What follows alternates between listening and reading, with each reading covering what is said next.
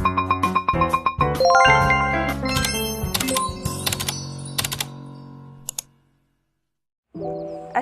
warahmatullahi wabarakatuh. Di video ini saya akan membahas tentang perilaku dan estimasi biaya.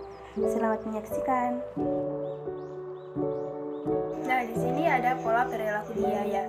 Perilaku biaya adalah cara biaya berubah dalam hubungannya dengan perubahan penggunaan aktivitas. Atau dengan kata lain, perilaku biaya adalah istilah untuk menggambarkan apakah biaya berubah seiring dengan perubahan output. Nah, biaya bereaksi pada perubahan output dengan berbagai macam cara. Perilaku biaya dapat dibedakan sebagai biaya tetap, biaya variabel, dan biaya semi variabel. Biaya tetap adalah suatu biaya yang konstan dalam total tanpa mempertimbangkan perubahan-perubahan tingkat aktivitas dalam suatu relevan range tertentu. Bila suatu biaya tetap dinyatakan menurut biaya per unit, maka biaya tersebut akan berubah secara terbalik dengan tingkat aktivitas.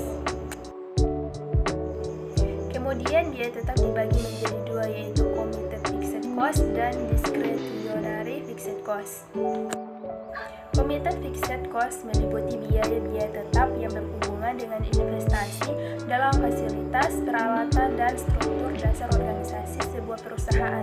Biaya-biaya ini sulit ditelusuri hubungannya dengan volume output seperti unit produksi. Kemudian ada discretionary fixed cost atau dikenal sebagai managed fixed cost, meliputi biaya-biaya tetap yang timbul dari keputusan-keputusan tahunan manajemen untuk membelanjai bidang-bidang biaya tetap tertentu seperti iklan dan penelitian. Selanjutnya ada biaya variabel, yaitu biaya yang secara total berubah secara proporsional dengan perubahan dalam tingkat aktivitas.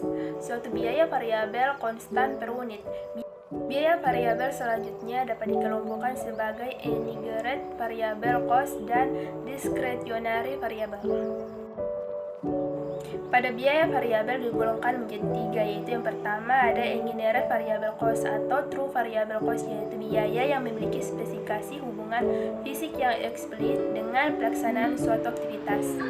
Kemudian ada discretionary variable cost atau step variable cost, yaitu semacam biaya discretionary yang memiliki pola grafis variabilitas tetapi bukan karena alasan yang sama, seperti bahan langsung atau tenaga kerja langsung. Kemudian ada mixed cost atau semi variable cost, yaitu biaya yang di dalamnya terdiri dari elemen-elemen biaya tetap dan biaya variabel. Biaya ini pada umumnya terdapat dalam komponen biaya tidak langsung. Selanjutnya ada biaya semi variabel, merupakan suatu biaya yang memiliki unsur tetap dan juga variabel, yang mana dalam biaya semi variabel ini terdapat biaya tetap yang tergolong sebagai jumlah biaya minimal untuk penyediaan jasa. Kemudian di sini ada analisis biaya campuran. Agar dapat dimanfaatkan dengan cara yang lebih baik, informasi biaya semi verbal sebaiknya dipisahkan lebih dahulu unsur-unsur biaya variabel dari unsur-unsur biaya tetapnya. Apabila pemisahan ini tidak dilakukan, maka alternatif keputusan yang dihasilkan juga kurang memuaskan. Akurasinya, terutama bila jumlah biaya semi verbal ini cukup signifikan dibanding total biaya secara keseluruhan. Pemisahan unsur biaya tetap dan biaya variabel dari biaya semi verbal dapat dilakukan dengan menggunakan titik tertinggi dan terendah, analisis regresi kuadrat terkecil, metode diagram pencar, dan metode regresi kuadrat terkecil. Metode titik tertinggi dan terendah yaitu suatu metode pemisahan biaya campuran ke dalam elemen-elemen biaya tetap dan biaya variabelnya dengan mendasarkan analisis pada selisih biaya antar tingkat aktivitas tertinggi dan terendah. Kemudian ada analisis regresi kuadrat terkecil, yaitu suatu metode yang dapat digunakan dalam pemisahan biaya campuran ke dalam elemen-elemen biaya tetap dan variabelnya dengan mencocokkan suatu kuadrat garis regresi yang meminimumkan jumlah kesalahan.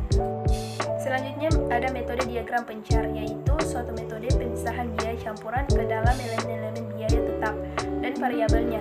Dengan metode ini, sebuah garis regresi ditarik di antara pencaran titik-titik yang diplot disorot secara sederhana berdasarkan pengamatan visual. Dan ada metode biaya berjaga. Cara ini lebih praktis digunakan untuk menaksir jumlah biaya yang masih harus dipenuhi oleh perusahaan bila terjadi penghentian kegiatan normal untuk sementara. Kemudian untuk dapat mengklasifikasikan biaya sesuai dengan perilakunya, maka diperlukan berbagai pertimbangan atas dasar. Yang pertama, ada waktu. Menentukan apakah suatu biaya merupakan biaya tetap atau biaya variabel bergantung pada batasan waktu, tetapi batasan ini bersifat subjektif, tergantung dari perspektif tiap-tiap manajer. Dalam ilmu ekonomi, dalam jangka panjang semua biaya merupakan biaya variabel, sedangkan dalam jangka pendek minimal ada satu biaya tetap. Contohnya, perbedaan perspektif manajemen terhadap biaya tenaga kerja. Ada yang memandang sebagai biaya variabel karena dapat memberhentikan dan mempekerjakan karyawan sesuai dengan kenaikan atau penurunan output. Tetapi ada juga yang dipandang sebagai biaya tetap karena adanya kontrak yang membuat pihak manajemen tidak bisa seenaknya memberhentikan karyawan. Kemudian yang kedua, sumber daya dan ukuran output. Setiap aktivitas memerlukan sumber daya. Sumber daya ini kemudian digabungkan dan diolah untuk menghasilkan output.